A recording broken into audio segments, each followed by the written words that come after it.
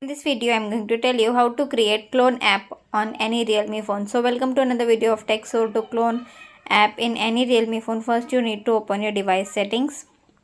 So open settings application. Now scroll down.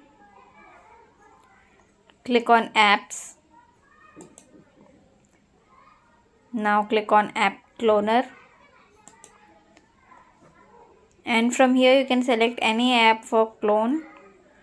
So for example, I want WhatsApp. So click on any app you want. And now enable this create app clone. Enable this. Now close settings app. And now you have two WhatsApp. See, I have two WhatsApp. So in this way you can clone any app. Thanks for watching. Subscribe to TechSource.